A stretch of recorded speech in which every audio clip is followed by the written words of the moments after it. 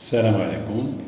Les élèves de la deuxième année Sciences Maths A, aussi les élèves de la deuxième année Sciences Maths B, et aussi certains élèves de sciences physiques qui veulent passer les concours de l'ENSA ou bien le concours d'autres concours, des grandes écoles.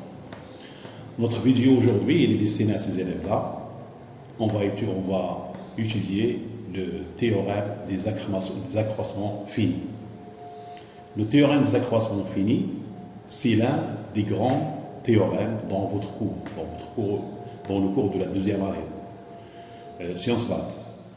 Donc jusqu'à maintenant, vous avez étudié le théorème des valeurs intermédiaires et le théorème de Rolle.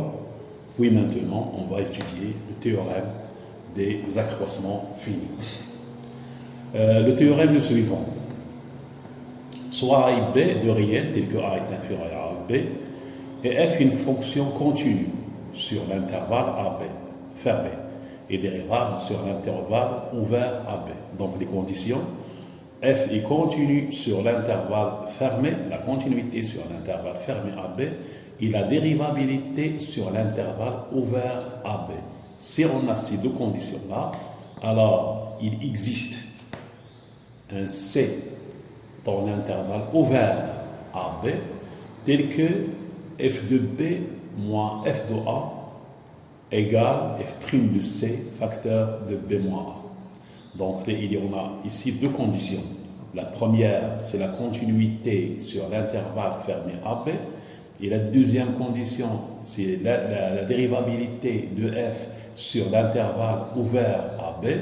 Conclusion, il existe un C compris entre A et B dans l'intervalle ouvert AB tel que f de B moins f de A égale f' de C facteur de B moins A. C'est ça le théorème des accroissements finis. Alors, à quoi sert ce théorème et quelle est son interprétation graphique? On commence par l'interprétation graphique. CF est continu sur l'intervalle AB. Voici un schéma, un exemple graphique.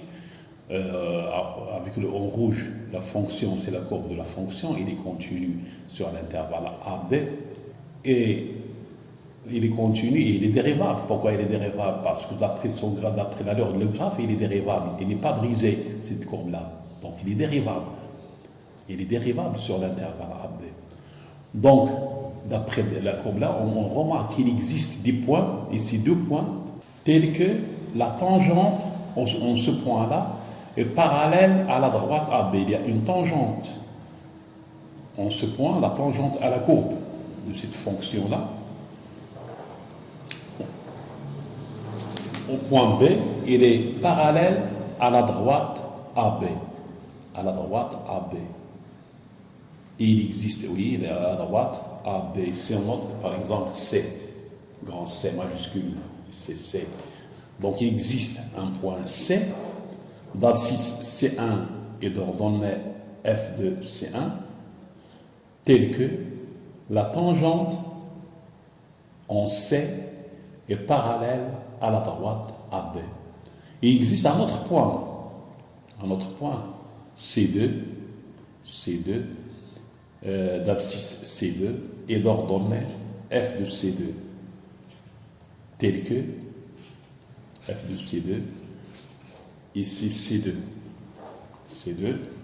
Donc il existe un autre point tel que la tangente en ce point-là, elle est parallèle à la droite AB.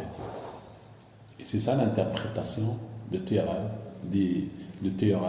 des accroissements finis.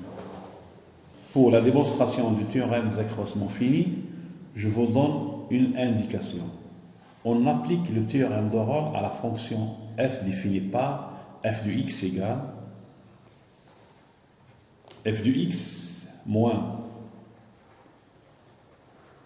f de b moins f de a sur b moins a,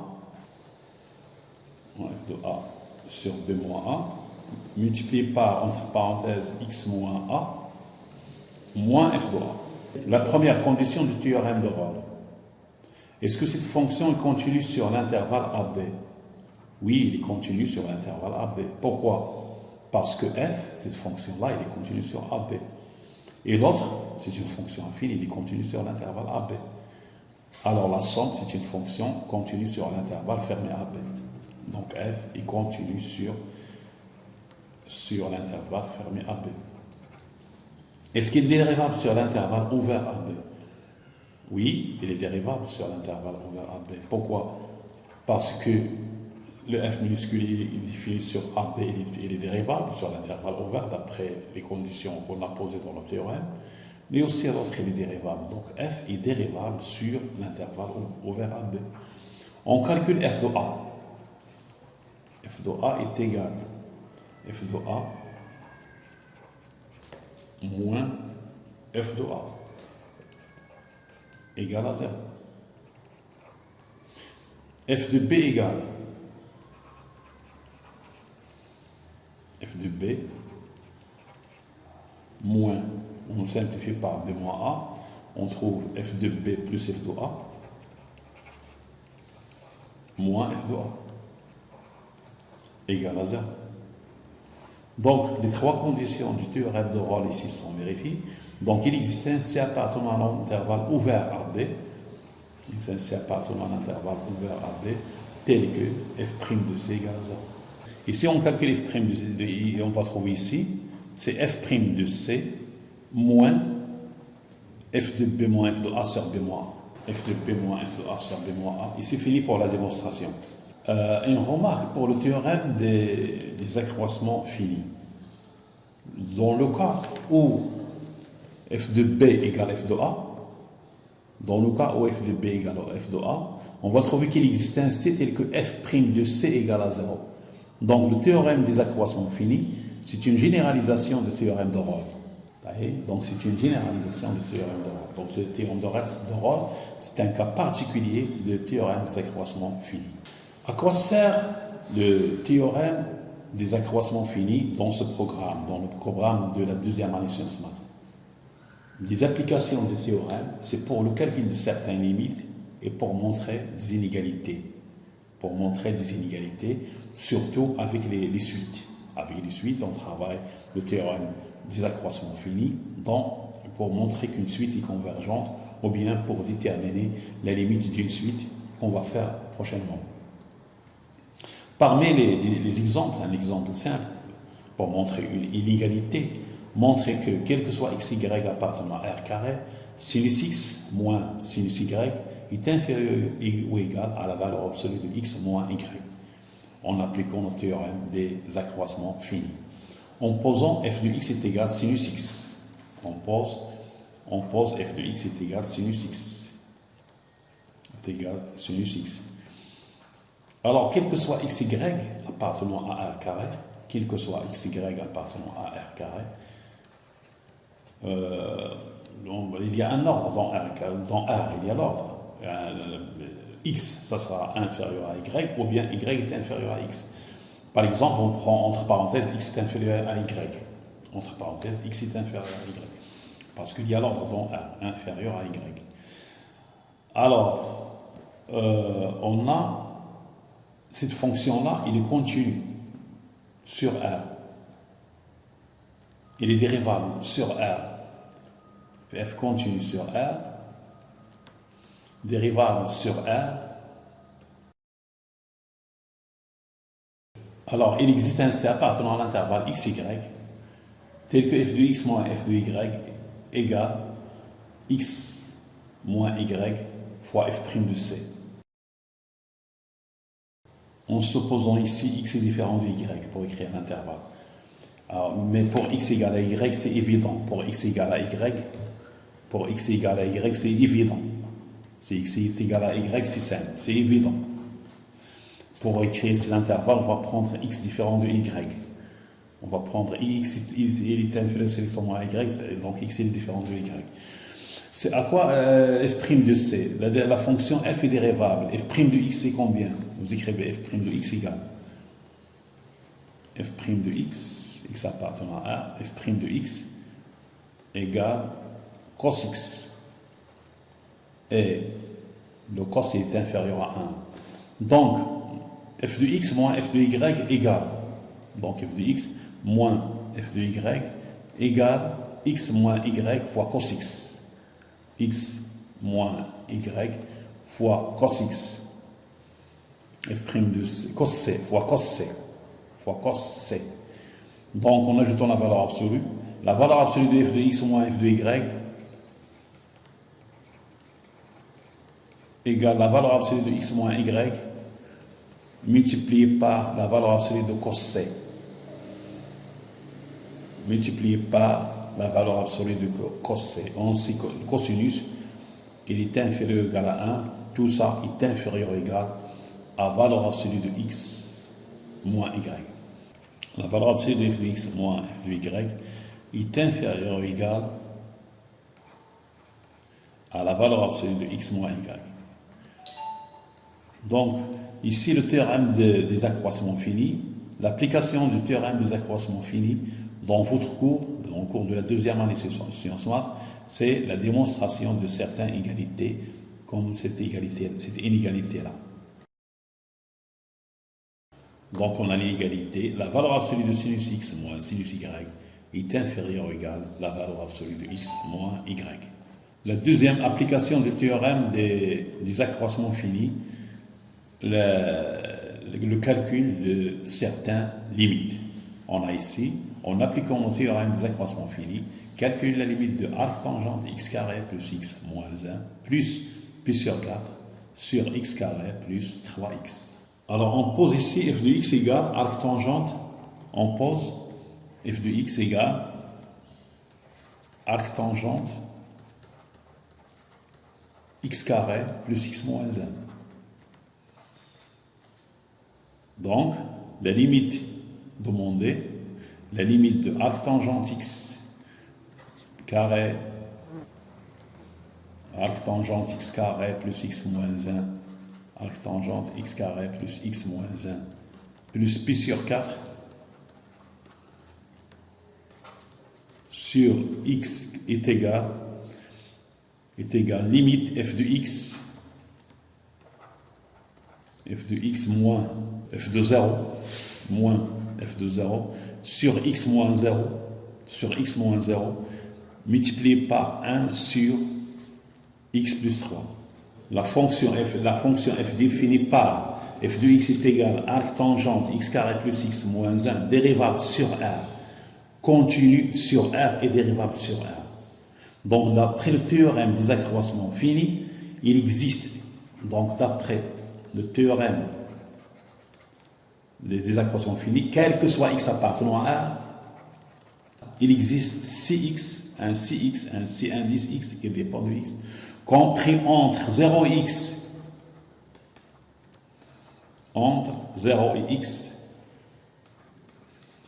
tel que f de x moins f de 0,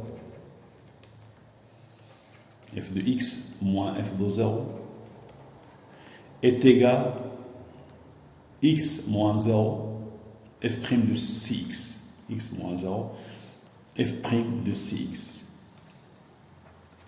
Alors, pourquoi ici on a écrit il existe un 6x compris entre 0 et x? Parce qu'on n'a pas écrit l'ordre entre 0 et x, on n'a pas déterminé l'ordre. Est-ce qu'il est le plus grand? Est-ce que x ou bien 0? Alors, on a le droit d'écrire il existe un 6x compris entre 0 et x. Il y a deux cas. Si x est positif, si x est compris entre 0 et x. Si x est supérieur à 0, est inférieur à x. Si x est négatif, alors on aura x est inférieur à 6x est inférieur à 0. Alors les deux, on a fait un résumé pour les deux cas par cette phrase-là. Il existe un 6x compris entre 0 et x, tel que on a f de x moins f de 0 égale x moins 0 fois f' de 6x. Donc, f de x moins f de 0 sur x, donc f de x moins f de 0 sur x, on va prendre ici x différent de 0 pour écrire sur x. Alors, sur x, en supposant x différent de 0, égale f' de 6x. Égale f' de 6x. Entre parenthèses, x est différent de 0. La limite, alors, la limite de f de x moins f de 0 sur x est égal à la limite de f' de Cx quand x tend vers 0. Maintenant, on va déterminer la limite de f' de Cx quand x tend vers 0. Alors, si x tend vers 0, on a Cx qui est compris entre, on a Cx qui est compris entre, Cx compris entre 0 et x, dans le cas où x est positif. Ou bien, Cx compris entre x et 0, dans le cas où x est négatif. Dans les deux cas, si x tend vers 0, si x tend vers 0, pas d'après cet encadrement. Donc si x tend vers 0, donc si x tend vers 0, x, lorsque x tend vers 0, x tend vers 0. Alors cette limite égale. Alors on a limite de arc tangente x carré plus x moins 1 plus pi sur 4 sur x carré plus 3x égale limite de f' de Cx quand x tend vers 0 multiplié par 1 sur x plus 3. Avec Cx compris entre 0 et x. Avec Cx compris entre 0 et x. Ici c'est x est positif. Ou bien Cx compris entre 0 et x, c'est x est négatif. X est 0 dans le cas où x est négatif.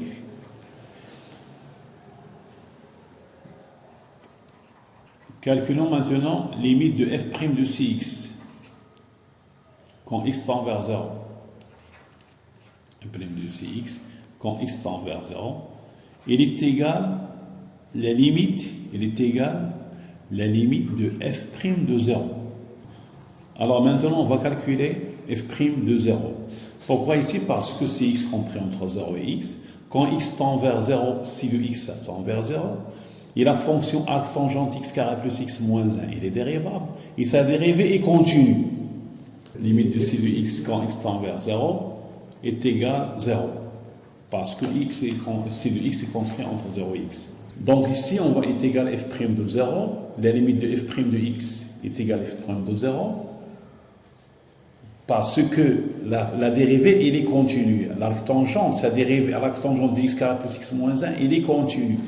Parce qu'il y a ici le problème de la continuité. Pour la dérivée de l'arc tangente u est égale à u' sur 1 plus u au carré avec les conditions. U est dérivable sur un intervalle i. Ici, on travaille sur R. Cette fonction est dérivable sur R. Pas de problème pour la fonction U. Pour la fonction ici, U de x, c'est x carré plus x moins 1. Il est dérivable sur R. Donc, l'arc tangente U prime est égal et prime plus U est égal 2x plus 1 sur x carré sur 1 plus x carré plus x moins 1, le tout au carré. Donc f' de 0, il est égal 1 sur 2. Conclusion, la limite demandée, conclusion, limite quand x tend vers 0 de arc tangente x carré plus x moins 1 plus pi sur 4 sur x est égal à 1 demi multiplié par 1 tiers égale 1 sixième.